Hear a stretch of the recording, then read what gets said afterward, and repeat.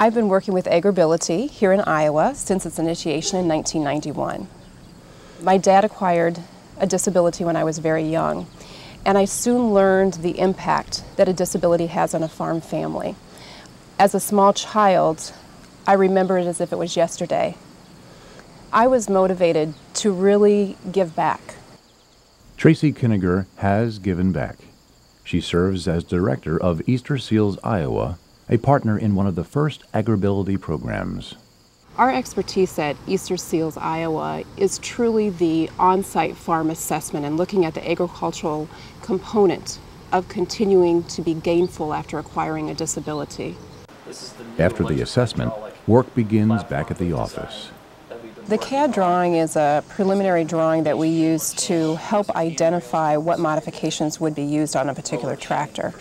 And we use it as a point of discussion not only with the farmer, but with the machinist who's going to be building and ultimately designing the lift that's going to be used on the tractor.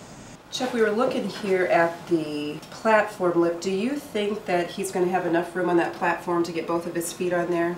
Taking a look at this concern here. Based on his height. We began using the risk assessment safety checklist as a way to help prevent secondary injuries among farmers with disabilities. We recognize that farmers with disabilities are at increased risk, and it's our responsibility to eliminate or decrease that risk as much as possible.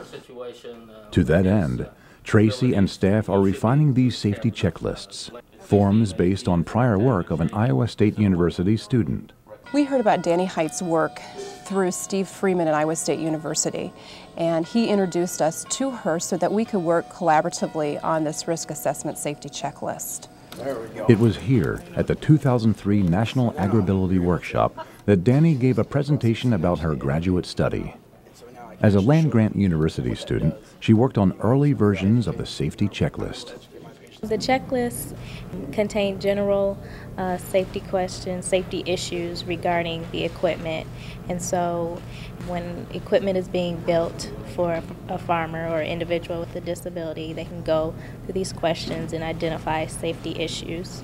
And if there's a problem, they can fix it so they can minimize the risk of secondary injuries. Students from other land-grant institutions are also conducting research beneficial to AgrAbility clientele. At South Dakota State University, agriculture engineering majors are designing hand and foot controls for utility vehicles. In a unique partnership with Quaker Manufacturing, students are discovering ways to make the Raptor more user-friendly for disabled farm workers. And at the University of Nebraska, Tim Bray has done work on an innovative wheelchair he's labeled the Transformer. It allows the user to work standing up or in low, ground-level positions. My angle was to have a wheelchair that will allow you to go into an environment just like an able-bodied person without adapting that equipment.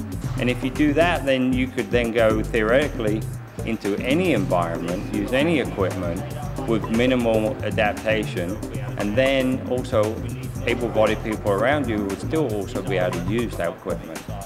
One thing I can't do with my chair is climb stairs, but give me a little bit of time. We'll work on that one.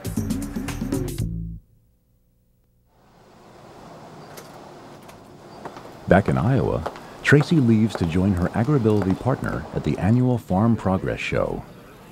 Easter Seals Iowa and Iowa State University Extension work collaboratively through the AgrAbility project to provide on-site services to farmers and farm family members with disabilities. It really is a team approach. Well, I'd say our strengths are that Iowa State has the ag background and ag expertise. I'm a housing specialist, so I have a lot of background and information on universal design and home accessibility. Our Easter Seals partner has, of course, lots of expertise on working with people with disabilities and rural rehabilitation. Here at the show, Mary gives interested farmers a tour of a display that offers ideas for easier home living. It's a design trailer that has 2 bathroom exhibits inside it, one that demonstrates universal design features, in other words, planning a home in advance so that it's going to work well for your entire lifetime, that it's going to be convenient and comfortable and attractive. and then a second bathroom that demonstrates how you would make a roll-in shower for someone who uses a wheelchair. So 2 different ways to approach a bathroom. I think it's been great to have these 2 different organizations that bring different strengths to the mix. I think it works well when we can both contribute our expertise to the program. When we work with a farm family member who's acquired a disability, we really look at their entire life. It's not only about continuing to farm, but it's about being able to do everything as independent as possible. It's always good for a person with a disability to be gainful, to earn an income, to pay taxes, and AgrAbility helps farmers do that. Instead of putting them on the Social Security rolls, we help them to be independent and be gainfully employed. When a farmer says that we've impacted their life, that's the greatest thing that we could hear. So much of what I learned on the farm is who I am today. It's really every bit of what I am about. It's incredibly gratifying work.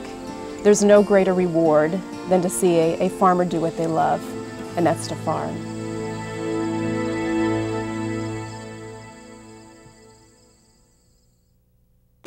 Nearly half of the farmers with disabilities assisted by AgrAbility were disabled through a non-agricultural work-related injury or illness.